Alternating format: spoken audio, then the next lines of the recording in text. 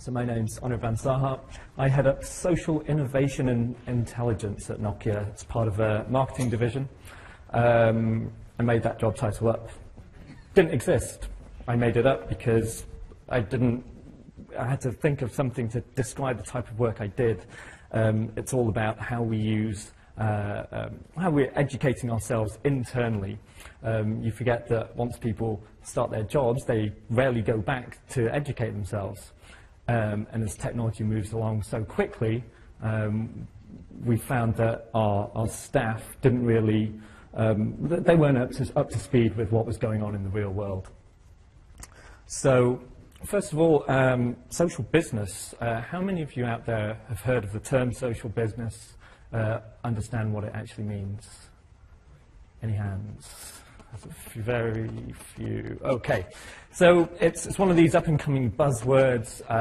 There's a few different things you can Wikipedia it. The basis of it is it's about how your business operates. It's your business becoming more, well, not sociable, but actually socially communicative. We're not working in silos anymore, we're actually working in communities. It's about actually using social media tools to help your information flow. So what we're saying here is that social media for us is a catalyst for our organization to actually become a social business. Now, social media, as you know, it's pretty much everywhere. You can't get away from it these days. And for us internally at Nokia, it's a very big deal. For us, it's our opportunity to listen to what people are saying about our company online. It's about how we then react to it, how we engage with these people, how we really do something about it. But this is all internally, it's very much a learning process for us. We're just trying to figure out what people are saying, what do they actually want. As you know, Nokia's in a pretty challenging position right now. We've lost massive market share. We're the challenger brand now. We're really having to sort of understand what it is people want, and this is one of the ways we've been doing that. So what we've done is, well, actually, Nicola's kind of covered a lot of this. We've built a game. And we've called it our Socializer. And essentially, it's a way for us to educate ourselves via game mechanics in the form of, we don't like to call it a tool, because if we give someone another tool, then they'll think, oh, I've got to get training on it, I've got to figure out how to use this, and it's going to be a long process. The way we've done it is so that our Socializer tool actually makes it a fun learning experience. It's something that people want to come back to. It's something that people will want to engage with and actually learn by doing. So this is what the concept is. Let's see if it comes up. Oh, so the concept is that it's an action framework for collaboration and support to help users decide what issues to action and with whom. Okay, it's a bit long-winded. So I'll do a little diagram for you if you can see this. So essentially, we've got the voices on the internet, and we have Nokia on one side. Through the middle of this, we have our Socializer tool. Essentially, it's a web-based online tool. And what it's doing is it's listening to all the conversations that are happening out there on Facebook, Twitter, YouTube, blogs, you name it. Even Amazon reviews, will be listening to that, what's being said on there. All very important information for us. And what Socializer does is, it's listening to the background of noise. It understands that people are having these conversations every day. They're mentioning Nokia phones, they're mentioning Apple, they're mentioning Samsung. The key bit, or the clever bit at least, that Socializer really picks up on is when there are anomalies to the norm. When above the norm there's a statistical change, a blip in the radar, so to speak, when certain words are mentioned more than the average amount. So it looks at, I think it's the 3-week scan we run against. So, for example, if we have a software release and people are having problems with the download, for example, people start posting, why can't I update my phone? My phone just crashed. Software update, release number 2 has blown up my phone or something. Then this is exactly what Socializer will pick up on. There are people suddenly talking about the software update. It spikes in our conversation, and then it fires off an alert, an email, an SMS, something directly to you, a personalized message to say that this is happening for a product manager, someone who's actually cares about that message, and it comes directly to them. So what we're really doing is bringing very personal information to the people who want it at the right time. And all this, like I said, is within the form of a game. So here's some sort of screenshots of how it kind of looks. We've got a little funny character there. We have the sort of visuals, and you can see the sort of alerts popping up, and you can see who's talking about what. And everything we're doing, it's in the form of social media. It's what people are used to. People are used to their Twitter feeds. They're used to their Facebook columns. So we've very much formatted it in a very similar form. And you can see exactly what's going on. You can engage with other people in your team. You can communicate. It actually integrates with our own internal, well, it's called our Socialcast system. It's essentially an internal Facebook that we have for our employees. And it integrates with that. So anything that comes up on the Socializer also comes up on our internal Socialcast. And as mentioned before, we have some game mechanics in there. We have leaderboards, and we have badges you can win. And there's things in there, the surprise badges. There's things that you unlock without even knowing you've unlocked them. If I think there's something like a pie badge in there. If you've unlocked something after, or if you reply to someone after 3.147 minutes, then you unlock the pie badge, something like that. So there's lots of fun features to make that whole learning process much more engaging. And the whole, again, the whole point here is that you're just moving along. You're not necessarily feeling like you're doing work. You're using a tool.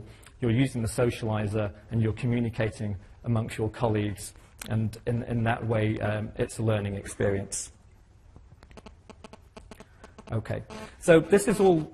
The reason we're doing this is to really lead an internal social transformation.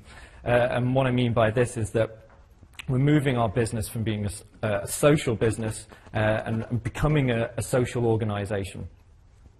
This means it's allowing content and data to flow easily and shareable, and it's working as communities and not independent teams, and it's unity and collaboration. These are all the things that we're really trying to encourage and create amongst our current culture. Nokia's been around for a long time, and traditionally it's been a hardware manufacturer. We've moved into the technology world over the last sort of 15, 20 years, but we've actually got more of a hardware manufacturer hat on. So that transformation to bring us more into a tech way of thinking has meant that we've had to do this sort of internal cultural change. Okay, so moving on. This is another project I've been working on. It's called Agora. It's what we call our social visualizer, and quite simply, it's like a video wall, and these sit in a number of our offices now.